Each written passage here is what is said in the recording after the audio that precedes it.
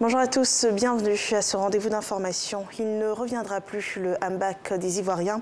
La Côte d'Ivoire est en deuil. Le Premier ministre Ahmed Bakayoko s'est éteint hier. Un décès survenu en Allemagne des suites d'un cancer. Il était âgé de 56 ans. Écoutons la déclaration de la présidence de la République à ce propos. Communiqué de la présidence de la République. Mes chers compatriotes, notre pays est en deuil. J'ai l'immense douleur de vous annoncer le décès du Premier ministre Ahmed Bakayoko, chef du gouvernement, ministre de la Défense, ce mercredi 10 mars 2021, en Allemagne, des suites d'un cancer. Je rends hommage au Premier ministre Ahmed Bakayoko, mon fils et proche collaborateur, trop tôt arraché à notre affection. Le Premier ministre Ahmed Bakayoko a servi la Côte d'Ivoire avec dévouement et abnégation. C'était un grand homme d'État, un modèle pour notre jeunesse, une personnalité d'une grande générosité et d'une loyauté exemplaire. Je voudrais, au nom du gouvernement et en mon nom personnel, présenter mes condoléances les plus émues à son épouse, à ses enfants et à la grande famille Bakayoko, à toutes les familles alliées, ainsi qu'à l'ensemble des Ivoiriens.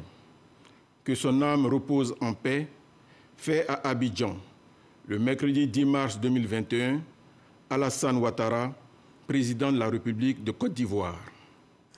Voilà un communiqué à travers lequel la présidence de la République rend hommage à Ahmed Bakayoko, qui était pour le chef de l'État, Alassane Ouattara, un fils et un proche collaborateur. Ahmed Bakayoko était également le fils de la Côte d'Ivoire. Il aura été une forte personnalité qui impactait tout sur son passage, tant au niveau politique, culturel et social. Un homme de consensus dont l'illustre parcours nous est raconté par Alexis Ouedraogo. Il avait 56 ans. Ahmed Bakayoko, le chef du gouvernement, n'est plus. Ahmed Bakayoko, l'ami de tous. Le 30 juillet 2020, il est nommé chef du gouvernement. Devant lui, de grands défis hérités de son prédécesseur, Amadou Gon Coulibaly. Conduire tout d'abord le dialogue politique. Assouplir les tensions sur la scène politique à la veille de la présidentielle de 2020, garantir la tenue d'un scrutin jugé apocalyptique pour plusieurs. Ahmed Bakayoko, l'ami, l'époux, le frère de beaucoup, relève les défis.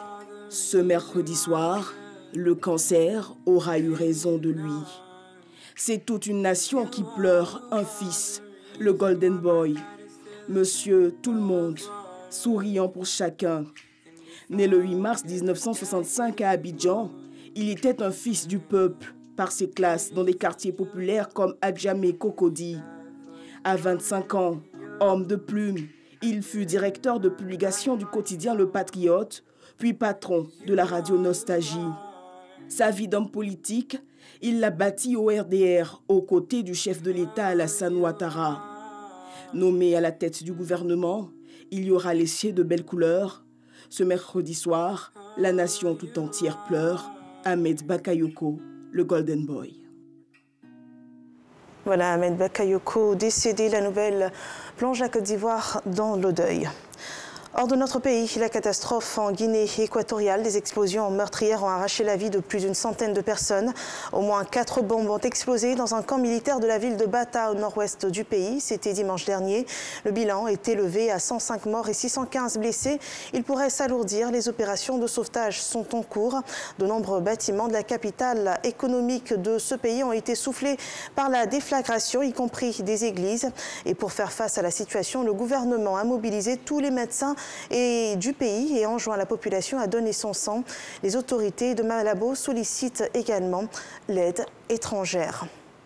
L'actualité en Centrafrique, à 3 jours des élections législatives, les autorités annoncent la reprise de Bokolobo, le fief du chef du groupe armé UPC d'Ali Dassara. Une information que dément ce groupe armé, mais sur le terrain, les forces loyalistes avancent depuis plusieurs semaines. Les forces armées centrafricaines soutenues par les forces bilatérales russes et rwandaises se sont déployées dans une grande partie de l'ouest du pays où ont été récupérées les villes frontalières comme Garoua-Boulet ou encore Gamboula. L'objectif de cette offensive est de reprendre le contrôle des frontières et des principaux axes, mais aussi des sites miniers. L'un des enjeux pour les forces de l'ordre sera de pérenniser les positions de l'armée et de rester et de demeurer, de soutenir la sécurité sur ces différents axes tenus.